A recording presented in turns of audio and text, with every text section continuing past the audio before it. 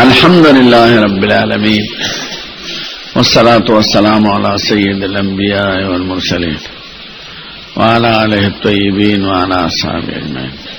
بسم الله الرحمن الرحيم. یو درې مباحث ته په باب او حدیث کې خیال لري. اول شرح او معنا د حدیث، دویم بیان د مسئلې د حدیث او اختلاف د فقهاو پاره کې،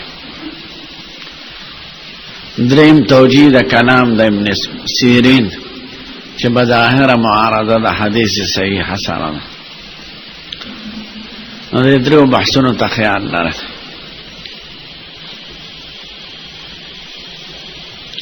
اول معنا او شرح د حدیث سره، باب ما جاء في کراهیت البول في المغتسل. کراهیت د دوی په اصطلاح کې منع ته وایي مطلقاً، نه په مکروه اصطلاح د فقهاو، نه کراهیت منع د بول په مغتسل کې. چې بول منع شو نو غایت د باب اولا نه منع دی. اسنه چې غیر مقلد را پاسي او غوي چې بول منع دی او د سماعت او په کسړیو کې یو امام چې روجه پړلې نو خیر دی. لکه حدیث کې نه ده سنه ظاهریه خدا وایي، ابن حزم ظاهری دا وایي چې سړی په یو لوخه کې غټه او د سماعت او خلا بوی کې فرق نه راغلی، خیر دی وایي. نو ذکر دا بول او نهی دا غایتنا من باب اولا دا گواره ظاهری محد نشه.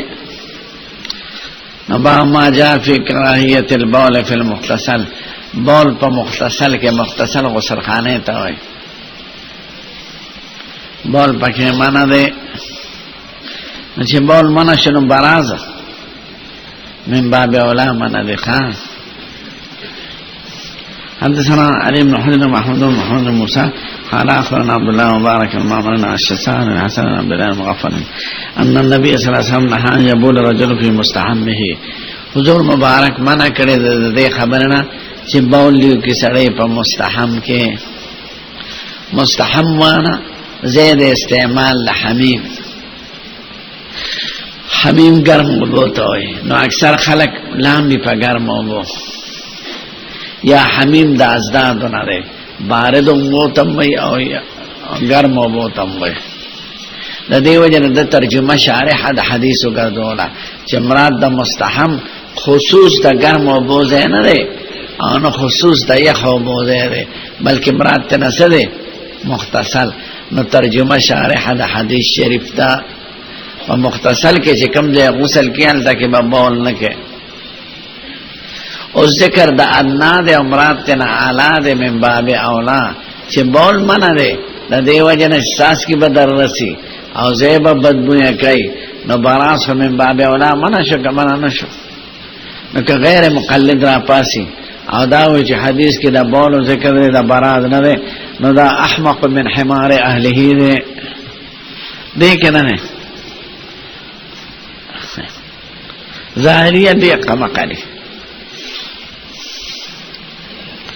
وقال او سید الکائنات فی ان عامت الوسواس منه، یو وسواس تی یو وسواس تی.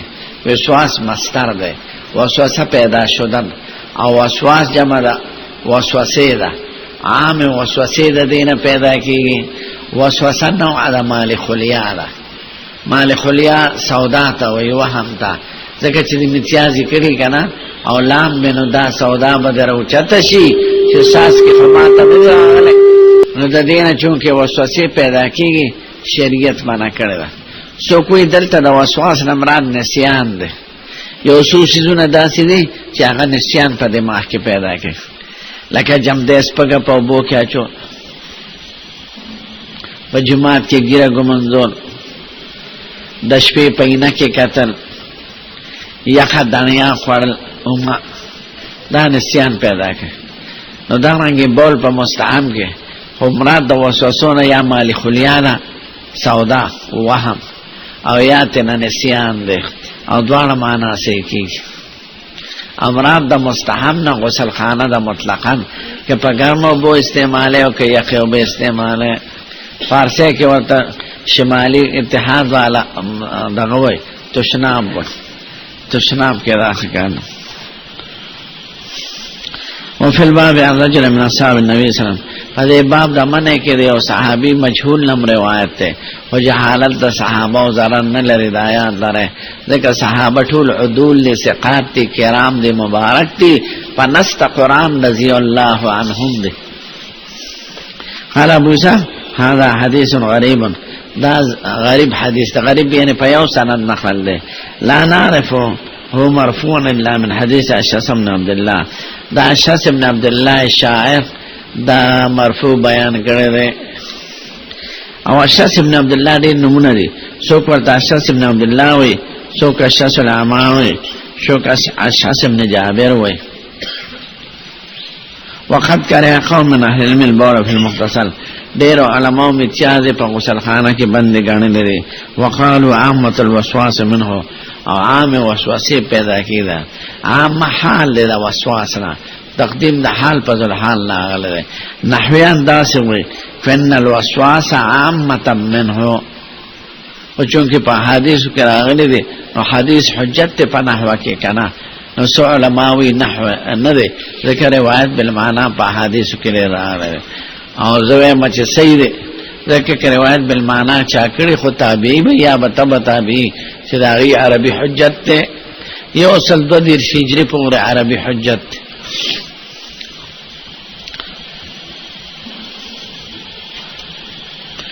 ورخص فی بعض اہل العلم بعض علماء اجازت کرنے پر بول مستحم کی آئے کہ علامہ محمد ابن سیرین رحمہ اللہ مشہور تابعی وقیل لہو اگر چاوی چھ ته جائز غنی دا خلق چھ داوی ان عامت الوسواس منه چھ وسوسه پیدا کیږي د امتیازونه فقال ربنا الله لا شريك له زمون رب شریک نه لري پیدا کون کې د وسوسو بول نه پیدا کون کې خدای دی وقال مبارک عبد الله مبارک وی قد وسع في البول في المتصل فغسل خانه کې بول کی اجازت شتا اذا جرى فيه الماء چوب پکی روانی مبلت و مفرش غسل خانه فرش شده او سنگی مرمر او تال متیادی درش مخ کی دیری جامعی دی اتسوخ کی دی اس وراوته دی نشه نو دا سوڑی خواتا متیادی و که زیبا و بو سرا آغا غسل خانه چه دا کلو پا جماعتونو کی دا خطو دا خورو او بپکی ولاری ناغی کی مکاو دکه چه مو پا دانوا چه نو لاندی متیادی پرتی او چې مبلته مفرشه دا غټوي او بتیوزی نو کو ګټ کی امتیاز یو کې نو خیر دی دا د ابن مبارک سے مطلب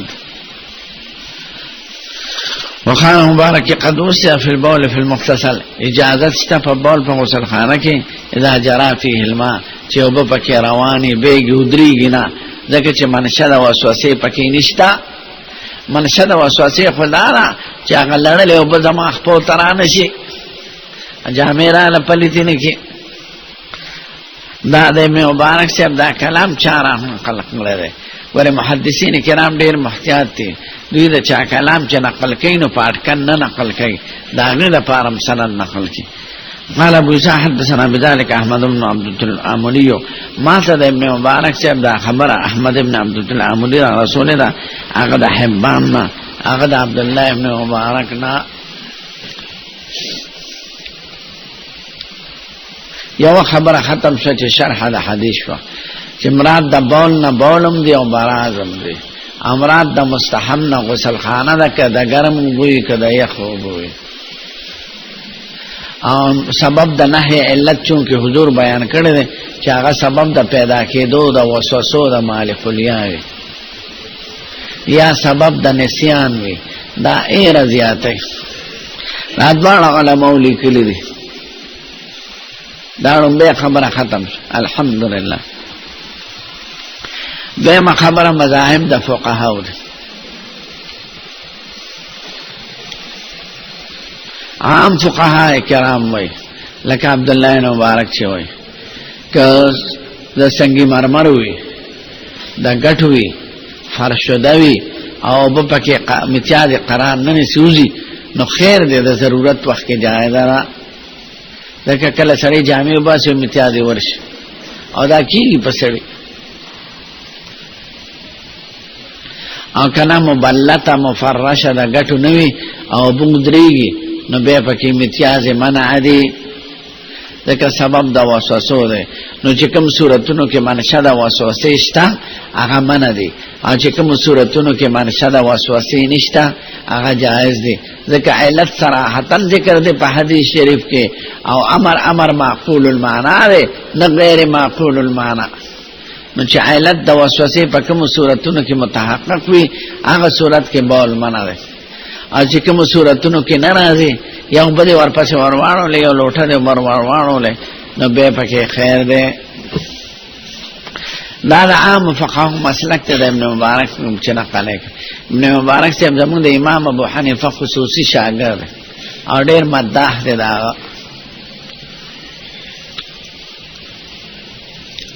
دوی مسلک د ابن سیرین دی رحمه الله محمد ابن سیرین تابعی دی او د دین مشر د ټول استادانو کې هغه وینا ټول لواره او د دین وسوسه نه پیدا کیږي او چا ورته وی چې وسوسه د دین پیدا کیږي هغه ربنا الله لا شریک له دا دې کلام څه مطلب دی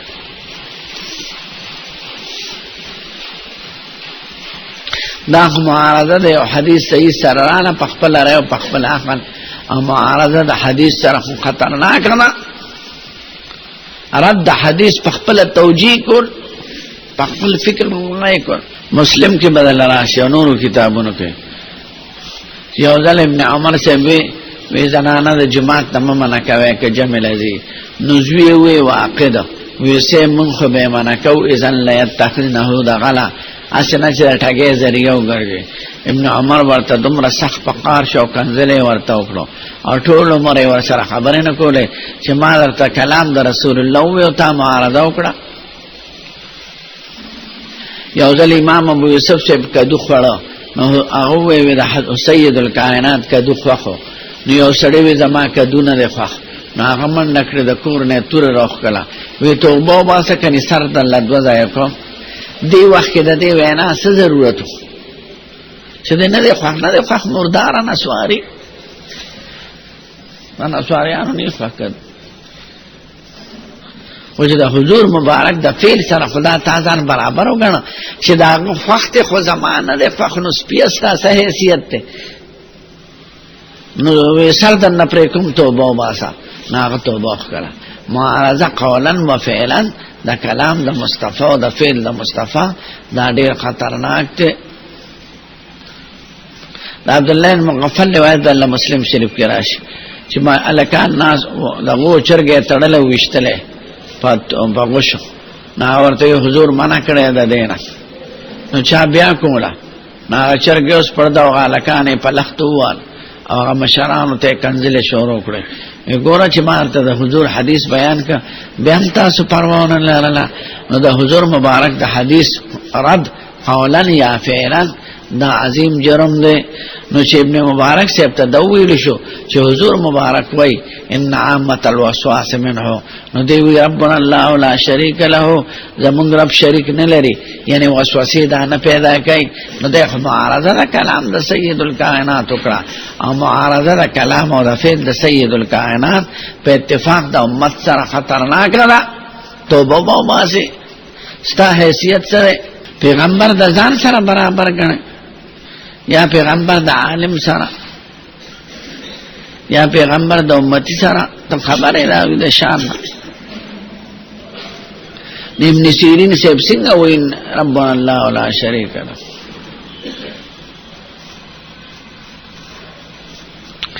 یو خو توجیه د کلام د دلا دیم دا چې اسبابو کې اثر وی کې نه وی دا مسله جدا ده نو دوه خبرو ته خیال نه اوله دا زمون د علم او په دیانت دا حسن ځان دی چې دا جمله ورته د حضور مبارک د حدیث په شکل نه دا ویل شوی لکه دلته لفظ نه معلومیږي لګو ګورې په باندې سترګو وقيل له انه يقال د تمویل شو چې داسې ویل کېږي ان عامة الوسواس منه. نو دا ورته مقوله د خلقو د مقولې په حیثیت پیش کړې شو، نه په مقولې د سید الکائنات. څه ورته ویل شو؟ یقال له، نو په شکل د حدیث ته مصطفی ورته نه رسېدلی. کنه محمد ابن سیرین ته ډېر علما افضل د تابعین وایي، نو افضل د تابعین به څنګه معارضه د کلام د رسول الله سره؟ یا د حدیث د ضعیف په سند رسېدلی چا حجت نه په دین کې. په خپل ترمذی مولا دې حدیث ته ضعیف ویلی دی، ځکه چې دې غریب ځان ل ذکر کې نه مراد ته نه ضعیف وي. دلته غریب ځان ل ذکر کړي د قبل څو ور سره دی. لګو ګوره په دواړو سترګو ایوانه په دواړو. قال ابو عیسی هذا حدیث غریب، غریب چې دې ځان ل ذکر کې کنه مراد ته نه ضعیف وي. نو ابن سیرین ته دا حدیث په ضعیف سند رسېدلی دی، نو ضعیف حجت نه دی، دې ځکه معارضه وکړه.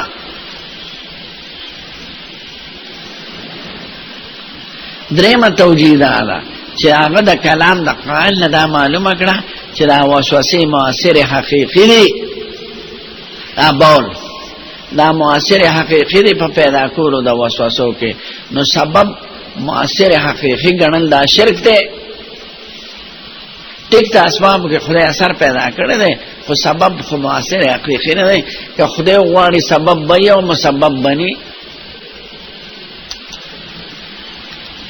نو د دې سړي د کلام نه دا معلومه ده چې دا بول فی المستحم دا مؤثر حقیقي ګڼل د وسوسې لپاره. نو دا خو ته شرک کې سبب کې تاثیر خو خدای کوي، او چې ته نه دا تاثیر پکې پخپله دی، نو دا خو تا شرک وکړه، ځکه تاثیر په اشیاء کې دا صفت د خدای دی. ټیک ته اسباب یې ولا پیدا کړي دي، خو اراده د خدای معلق دی اسبابو په. که دا سبب اختیار کړو زه به ولا دا ورکم، که د دانې په پټي کې واچولې زه به ولا زرغونه کم، که دې ښځې واده وکړو ښځې ته نږدې شو تطبیق یې وکړو زه به ولا ګلالۍ زوی ورکم. نو د خدای اراده معلق یې په څه پورې؟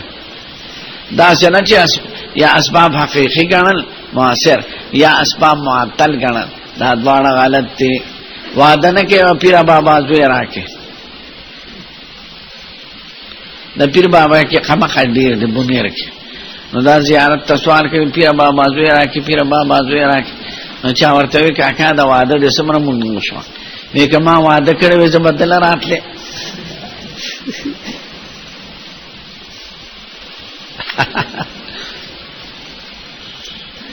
نو چې څوک سبب مؤثر حقیقي ګڼي یا سبب معطل محض ګڼي، دا دواړه جاهلان دي.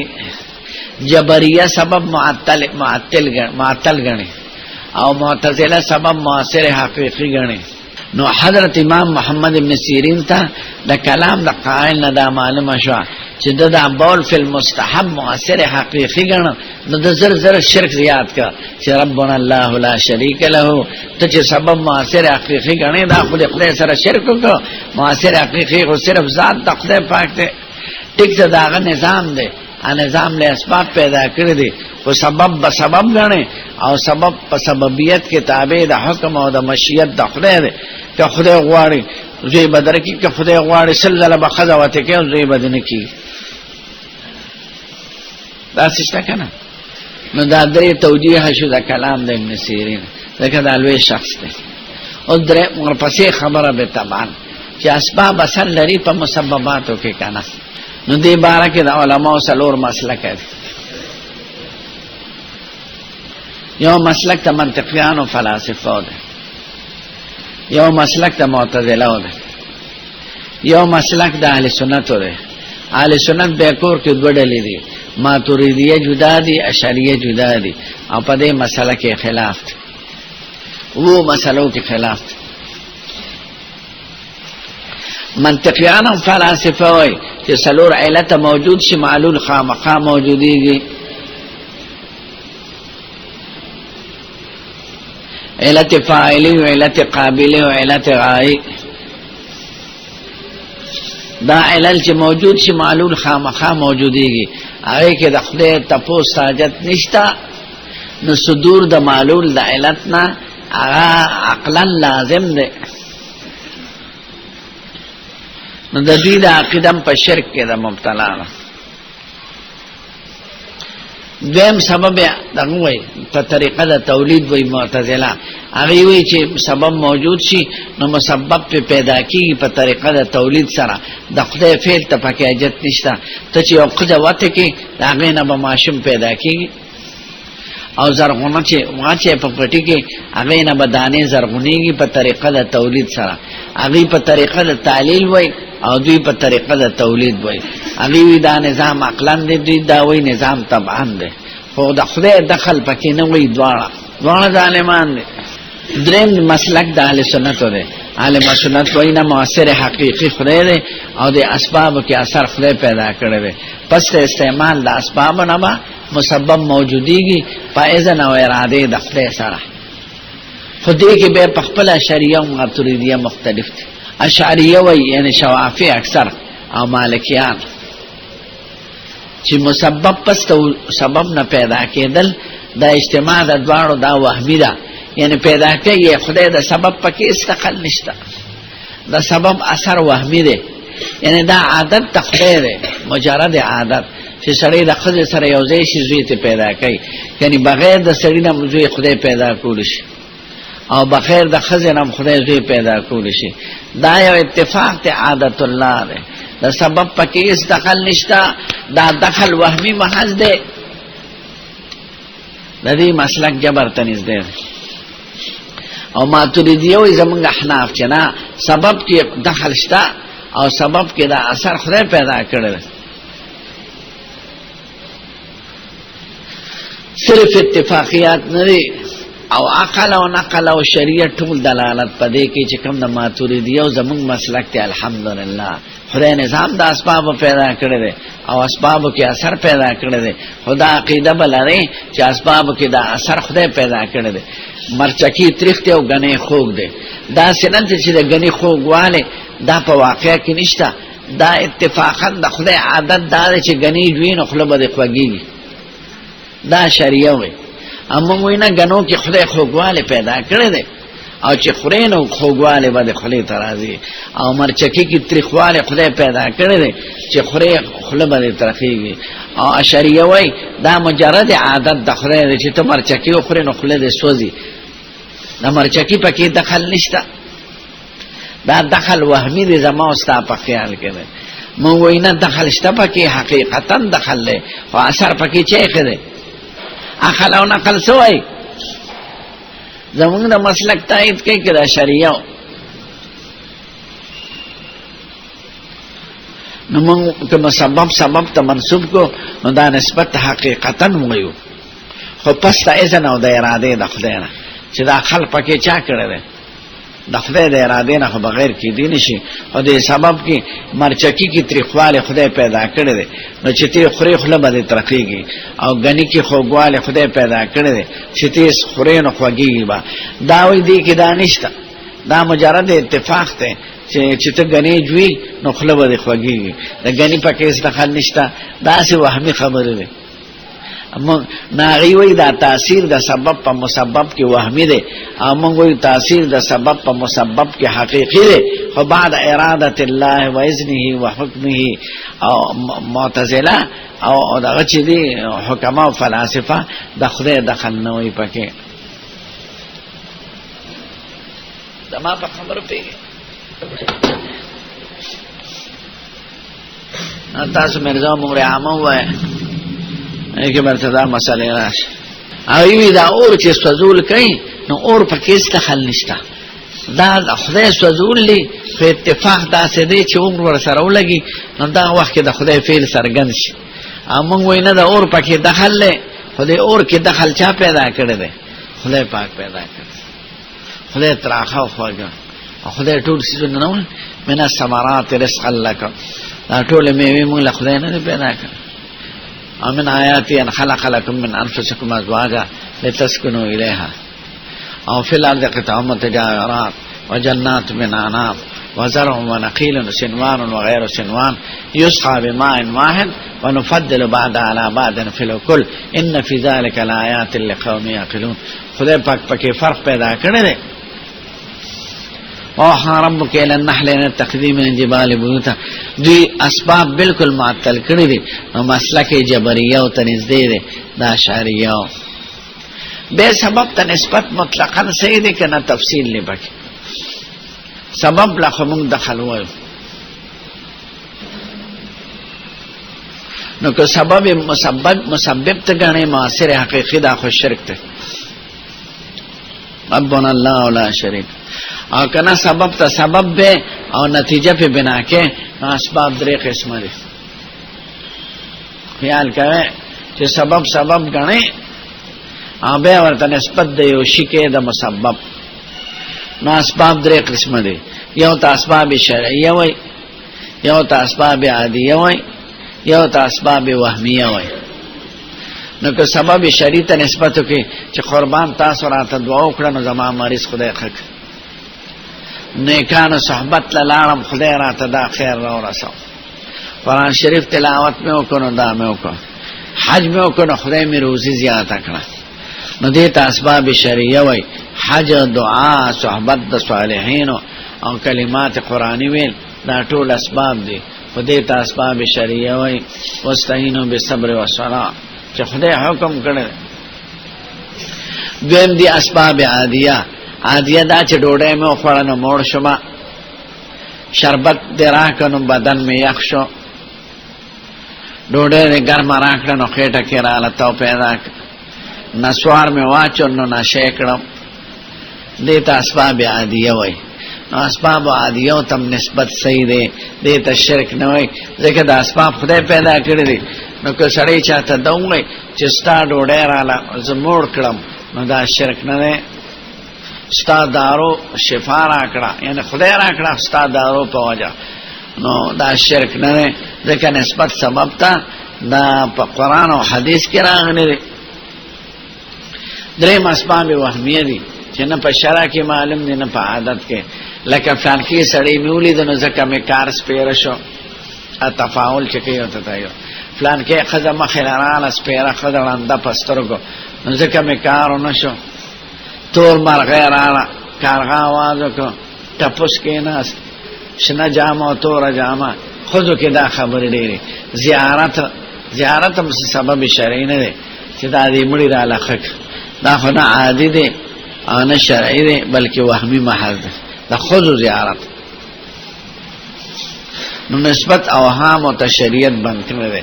حضور مبارک په غزوه حدیبیه کې بدل راشي د شپې باران شو نو سار وای نن بعد خلق مسلمانان دی او نن بعد مشرکان دی. که چا دا ویلی چې دا باران د خدای په فضل او احسان شو دا مسلمان دی، او که چا دا وی چې دا باران فلان کې ستوبه وکړه او د فلان کې برج نه شنو دا کافر دی.